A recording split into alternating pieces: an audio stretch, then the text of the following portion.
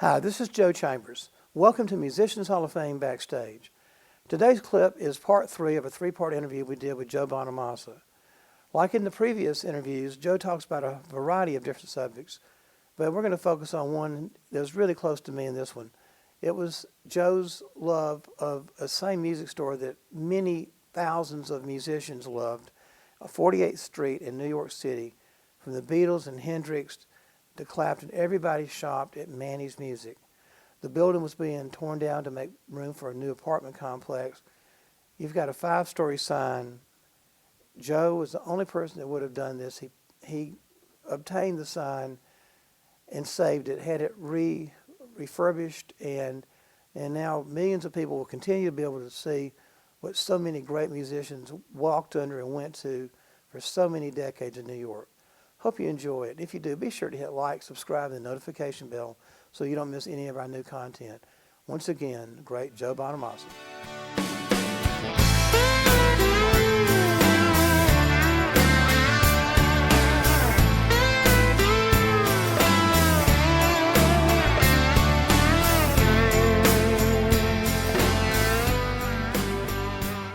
Welcome back to Musicians Hall of Fame Backstage with Joe Bonamassa. I think we've solved a lot of the world's problems in this first two.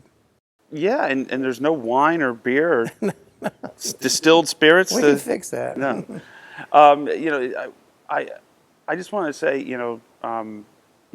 what you've done here with the museum is really special. I know it's a labor of love. I know it takes so much effort to put a collection together because there's a lot of Hall of Fames and museums that call themselves museums and they have pictures of old stuff on their walls or you're just like, was there any actual artifacts? You actually have it, and it's a true blessing to be here in Nashville with you and to be in this place, it's.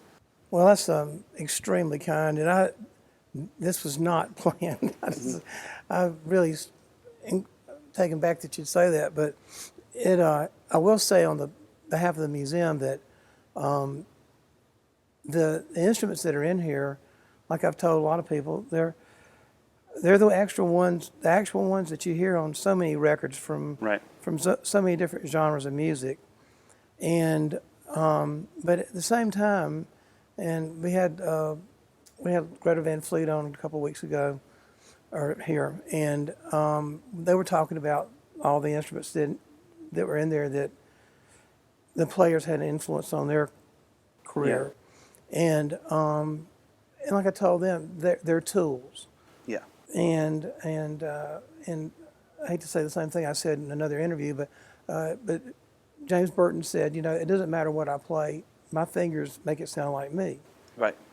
And I think that's true with you too. I mean, I know you could have your own museum that's unbelievable, And matter of fact, one of the things that I love that you was telling me the other day was that you saved the Manny sign. That's something that I would have done. Yeah. If I could have. And if you don't know, Manny's was the music store in New York that the Beatles and Hendrix and Clapton and everybody went to.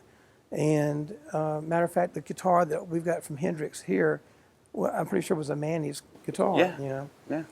And Joe saved the sign when the building unfortunately was being torn down. And, right. And I just think that's a really cool thing that you did that. Well, it was sheer luck and being crazy, I guess, at the same time. It's a good crazy. It was. I was showing my girlfriend at the time 48th Street. Yeah. And we were playing Radio City Music Hall, and I was like, "Come on, it's 3 blocks." So on the show, I was like, "You got to come, and I'll show you what meant the world to me when I was in 1988, and I was playing, sitting in with Danny Gatton at the Cat Club, and my dad took me to 48th Street. At that time, most of the stores were still there. We Buy, Manny's and Sam, Rudy's. Rudy's, yeah. And and you could it was just crazy. I mean, like you could go into We Buy and there's a stack of juniors just stacked up, no cases, just stacked on top of each other, $1,000 each. And we turned the corner, and the sign was still up, but there was Rudy's at that time was the only one left still there, and he had subsequently moved to Soho. And I said, you don't realize how many legends have walked under this sign. And then I saw a sign on the building said Rockefeller Realty Group. And I go, I must have sold the building. I wonder what's going to happen to the sign. That's all. So I took a shot of it with my phone. And our office got in touch with these people. They're like, yeah, we're going to tear it down. We're tearing down the building. We're putting up condos. And we're going to throw the sign away. And the guy in my office goes, hey, I work for this guy, Joe Bonamassa. And he goes, oh, we love Joe. He goes, we'll give him the sign. So this is where the crazy part, the nostalgic part is up until we'll give him the sign. Crazy part is Joe goes, I'll take it. Because when you're in New York City and you're surrounded by gigantic skyscrapers, the scale doesn't seem as large. Right. The reality is it's 5.5 stories tall because it was on a 10-story building. Yeah. So I get the sign. And it had broken in half when they took it off because the steel was so worn out. Yeah. But the acrylics were all preserved, both sides, and the clock. So there's a company here in Nashville, Clint Avalon, it signs first.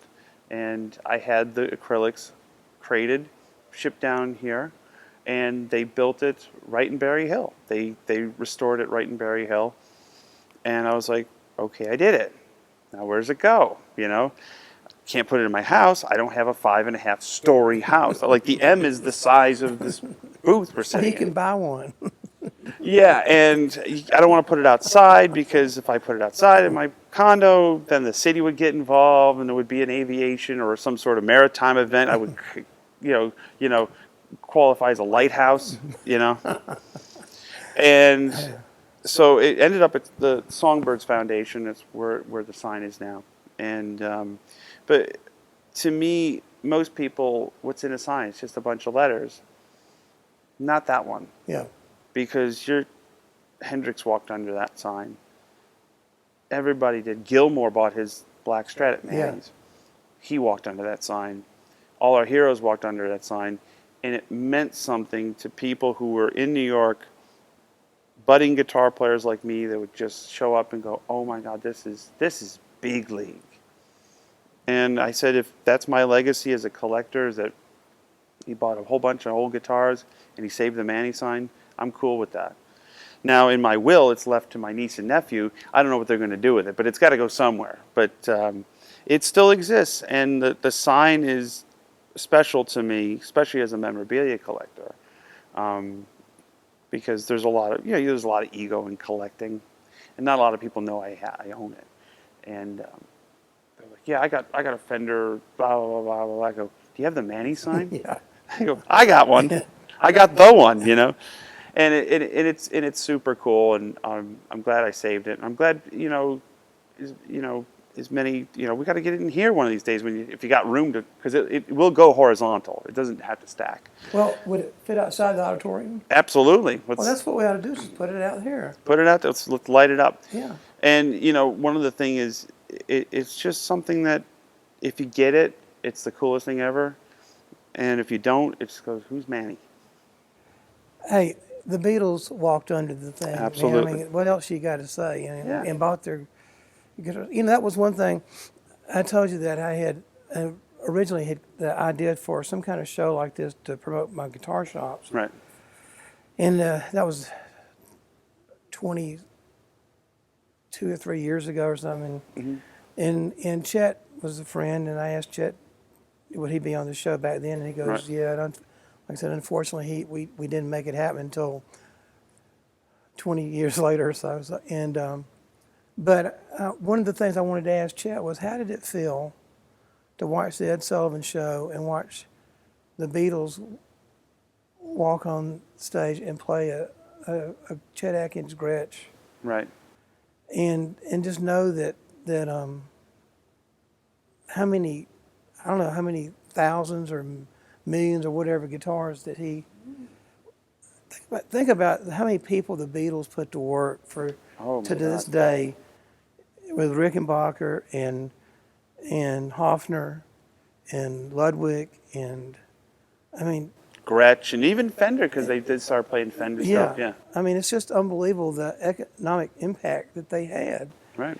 and that trickles all the way down to the people growing trees and cutting them and paint and metal screws and pick. I mean it's just unbelievable what all The that generated. the Beatles sold more electric guitars than anybody Yeah. because everybody wanted to be a Beatle, and they wanted to be in a band, and especially in that format. How many of those old pictures you see of the kids, with the bandmaster and their Jaguar, and they either wanted to be the Ventures or they wanted to be the Beatles, or they wanted to be Link Ray, or later on they wanted to be Hendrix or Led Zeppelin. You know, I was real lucky when I opened up my guitar shop. My Fender rep was a guy named Bill Carson. Huh. You know, Oh, I Bill? know Bill. Yeah. And Bill told me that, and I interviewed Bill before he passed away. Mm-hmm. Actually, I put the interview up on our show. That's great. And he told me that they were going to drop the Stratocaster had it not been for Hendrix. Right. And the number one guitar was going to be the Jazzmaster, Yeah. which is a cruel guitar, Right. but he said Hendrix and Clapton saved the Strat. Well, there's those great. I mean, Bill was a Strat guy. Oh yeah. And there's that great photo of him in a cowboy hat. He's got his boot up on a tweed twin, and he's got a red maple neck 56. Yeah. Where I don't know. And it's like those founding fathers. I mean, like, this is the one thing. I'm like, we can probably end it with this, but is now with the fact that everything is so accessible.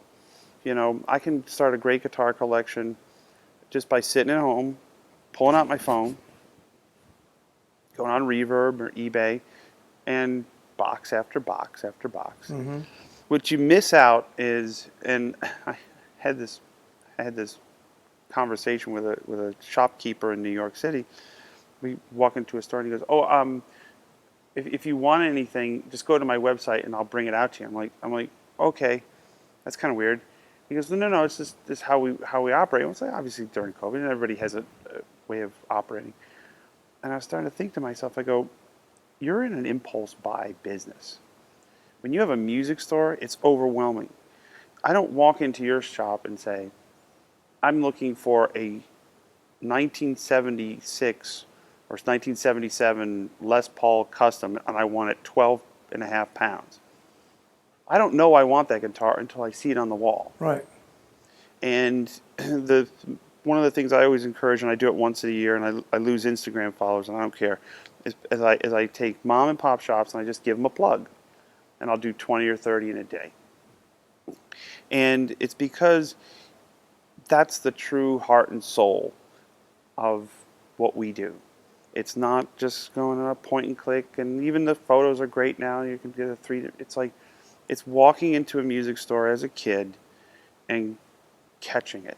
And you're like, I don't know what this is, but I want to be around it my whole life. And there's nothing that can replace that feeling of being in a music store and seeing your first maple neck telly. I actually owned the first maple neck telly I ever saw. I was 6 years old. I bought it from the House of Guitars 30 years later. They finally sold it to me. And I have it in my house here. And I'm like, I look at that and I go, I was 6 years old when I first saw that guitar, and I can't believe it's on a stand. I never would have wanted.